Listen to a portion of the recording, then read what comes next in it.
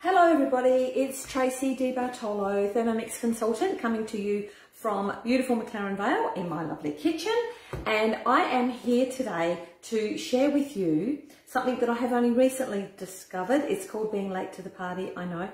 Panna Cotta. So my entire life, and I am 60, I can tell you, I have never ever made panna cotta. Why, I hear you ask? Because it's just way too hard, is what I thought in my head. Of course, that was pre-Thermomix days. Now that I have a Thermomix, I'm, getting much more adventurous. There is a story about how I came to be cooking panna cotta, but I will tell you that in a moment. I'll just get started because there's a little bit of cooking to do. Okay, so I've opened up Cookie Dough, and anybody who knows what Cookie Dough is, can you just put in the comments, yes, I know what Cookie Dough is, or no, I don't, because I know that I talk about it a lot and I'm using the assumption that everybody is with me on it. If you're not, let me know, because I will put something on my Facebook page and you can educate yourself about Cookie Dough if you want. Okay, so this is a Cookie Dough recipe. It's called Amarula Panna Cotta with coffee sauce. Sounds beautiful. All right, very first thing it asks you to do is to put some gelatin leaves into a container, which I have done, just a little container here, for 5 minutes with some water soaking. And the gelatin leaves that I'm using are the Mackenzie's. Sorry that it's backwards, I know it is, I can't help that. Is the Mackenzie's gelatin leaves.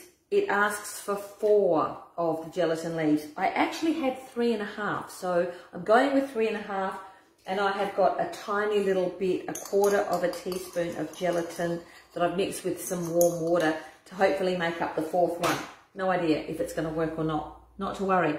So I've done that for 5 minutes, so that's the first thing that you do. Then it asks you to begin the recipe. So 300 of whole milk. Now we don't drink milk in this household, so I just had this on hand. It's just the Coles brand milk in a long life, which is great because it means I've always got it for the occasional times that I need it. I haven't measured this out because I haven't, and I want 300, so you can see the scales measuring that out for me, and there we go, 308. That will do it. Okay, that's first step. Next, 20 grams of sugar. This I have measured out. I'm just using white sugar, but honestly, I think you can use anything you want. Raw sugar, brown sugar, doesn't really matter. It's just what I happen to have on hand. There we go. Now we are going to use some cream, and it's asking for 300 grams of double cream. Again, I don't have double cream because I always use the Flurio Milk Company, their cream, and I find it's really, really thick. I have actually made this panna cotta recipe a few days ago so that I had a trial run, didn't embarrass myself, and it was fine. So I'm just going to pop in 300 of said cream.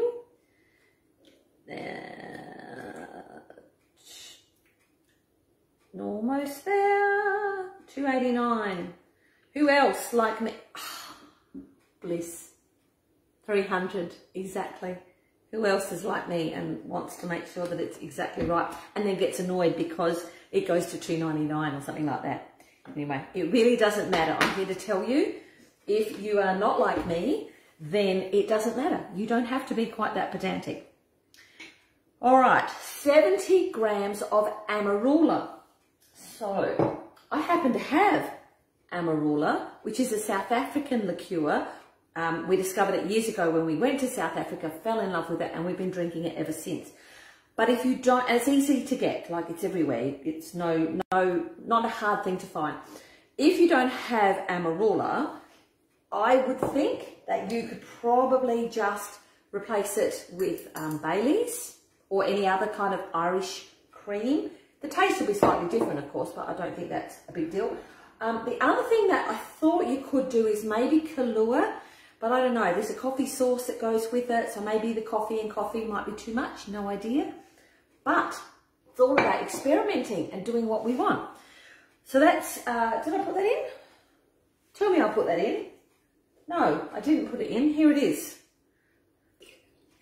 This is why I need a Thermomix, because I forget what I'm doing halfway through.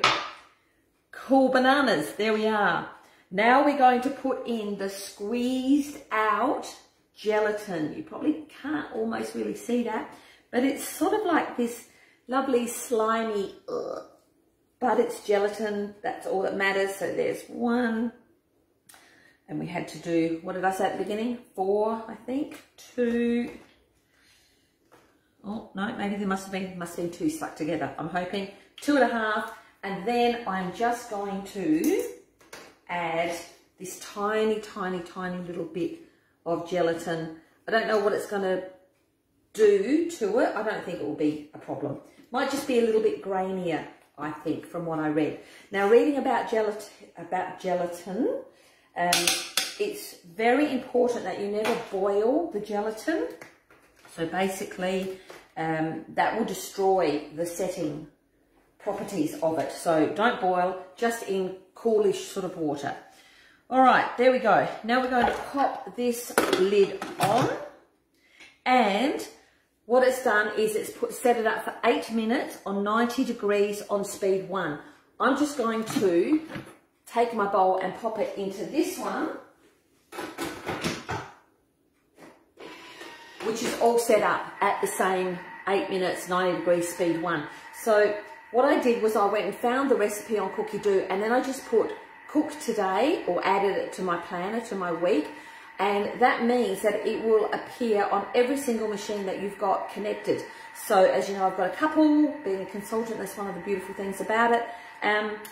Yeah, so you can start on this machine, you can easily just swap it over, you can swap your bowls, it's just fantastic. But what it means for you people is you don't have to sit around for 8 minutes and just wait while I'm doing nothing. I'll go on and do the next step.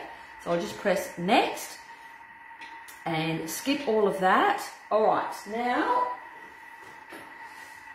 next bowl, it off, and I'll just tear it because I've mucked around with the scales there. It's asking, we're going to make the coffee sauce now. So 200 grams of strong coffee. I love strong coffee. We have a coffee machine, so I just did this before and it's gone quite cool now, but it honestly wouldn't matter if it's still hot when you put it in, because we're going to be cooking it anyway. So there we go, 200 grams of the coffee. If you don't have a coffee machine, then I guess you could use pods to make your coffee, or you could even use a plunger. I know in the tips on Cookie Do, it actually talks about using a plunger to make your coffee. And to the strength that you like. We like it strong, so that's what I've done. Next thing is 130 of sugar. Same thing again, it doesn't specify what sort of sugar, so I've just grabbed whatever I've got and in it goes. And I am putting the whole amount of sugar in because the coffee is very strong. I was a bit worried when I made it before because I thought that it would be too sweet. It's not. Okay, it is asking us to put the steaming basket on top. So it actually tells you there on the screen that that's what it wants to do. And then we're going to put it on for 18 minutes on Varoma, which is your steaming temperature, and just on slow spoon. So it's a very quiet, you can just set and forget. So as you can see, that's basically, you've now prepped your Panna Cotta and gone off to do whatever you want. I don't have to sit here for 18 minutes and watch it. I can go and buzz around the house and do whatever I want. It probably is not going to be finished by the time we finish up here, but I have got another little jug of it that I've made, so I can show you what it looks like. Right, what do we put these in to set? My choice is to put them into these Dariol molds from the mix shop. And they look like this, sweet little cups. You can kind of see the size that they are. I find that these make a really nice serving. Recipe says that it serves 6. I'm actually going to get 8 of these little fellows out of it. Then I've put these all in here because I'm taking these with me tomorrow for a luncheon. So when the Panna Cotta, which is in the back there cooking. When that's finished, I'm going to just divide it between these 8, and I'll leave it out of the fridge for a little while just to cool down, and then I'm going to pop them in the fridge to continue cooling, and 8 hours is what the recipe says. More is fine, that's fine. So I'm making it now at about lunchtime, and by tomorrow lunchtime they'll be ready. When you turn it out, I would, just let me grab a little bowl. I'll use one of these glass ones so that you can hopefully see it. Basically, I find when you're turning this out after it's set, I put the bowl on top and then just flip it over. And with these silicone, like they're a bit squishy, so you really just go like that. The other thing that you can do before turning them over is to get a little knife, dip it in some hot water or boiling water, and then just very carefully around the edge, just to loosen the edge.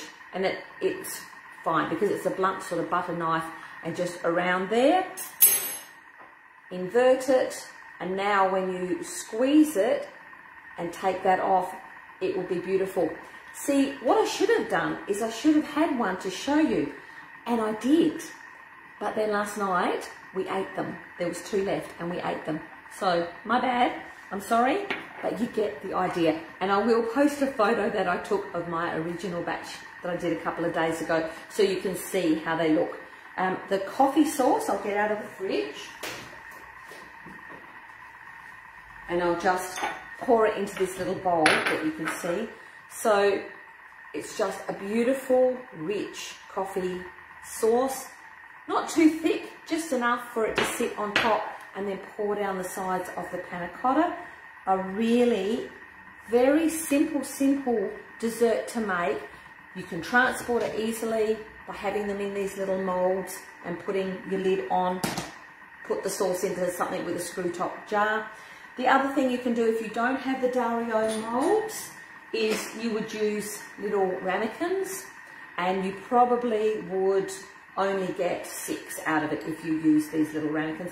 Honestly, you can use anything that you want, doesn't matter. Just something that you can put them into set and that you can get them back out easily by inverting them over. All right, so that is all about that. Now, my story about how I came to be making panna cottas is I had a visit from a lovely lad that we know, and I know that he is celiac, and I'm always very nervous about, you know, cooking for them, or even just talking about it. Really, it makes me nervous. However, I said to him, just give me something, a dessert that you have a lot because you know it's completely safe. And he said panna cotta. So I got my phone out, I had a look on Cookie Doo, panna cotta. And I just liked the sound of it. And I thought, I've got Amarula, I've got coffee, I've got the cream and the milk. I'm just going to make that. So I did. And I honestly think this is going to be one of my go-tos. So anyone who knows me, you might be getting panna cotta a little bit. So it is completely gluten-free. I double-checked that the Mackenzie's is fine for celiacs. The other ingredients, obviously your sugar, your cream, your milk, everything, even the Amarula. Actually, no. Shall I check that? I don't know. But I guess check that the liqueur that you're going to put in, just check that that is also gluten-free. And then you're good to go. It's a great dessert. And the coffee, obviously, and the sugar on top is fine as well. The other thing that I thought to myself, if anybody watching is following a keto diet, I would actually be really interested to know if you have made panna cotta before and you've used the substitute for the sugar, so like a monk fruit or something similar to that. That would be awesome. And just feel free to write something in the comments. Doesn't matter if you're here now or if you're here later, because that would be great for me to know if that works. So that's actually my... Okay, so we do get, see I do waffle, I'm sorry about that everybody, but you do get to see, there you go, it's just, you know, milky, creamy, Amarula-y liquid, and we will pop this in here, like so, And I'll try very hard to not spill too much of it. But really, I'm just going to divide the mixture evenly between each of these little Dario molds, or whatever ramekins you've decided to use. So it's as simple as that, everybody. And then this just goes, let it cool, and then pop it in the fridge overnight, 8 hours, whatever. I guess you could make it in the morning and then eat it that night, I'm not sure. I've always just done it the day before, because that's one less thing I have to do in the morning. And there you go. And I'll finish that off later. But that's just going to fit beautifully. 8 of them. And then that's another 11 minutes to wait. But doesn't matter, because you just made it. You let it go cold. I put it in a container in the fridge. Voila, you've got it. All right. Love and leave you. Thanks very much for coming. Pop a little comment in there if you attended. It's nice. And you can, you know, say, yes, I've made panna cotta before, with the Thermi or without. I'd love to know, and how you think about it. Or let me know if you haven't made panna cotta before and I've inspired you to give it a try. And there's more than one panna cotta recipe, of course, on Cookie Do. There is loads of them. So it's just a matter of what flavours you want to have. And the other thing about Cookie Do, really, I would love to know if people want to know more about Cookie Do. We often have online, so it's all free, and you can just zoom in and somebody at the other end will be showing you what Cookie Do is, how to use it, and how it can just automatically come on your machine and you're cooking with very, very little hassle. All right, thanks again, everybody. Bye for now.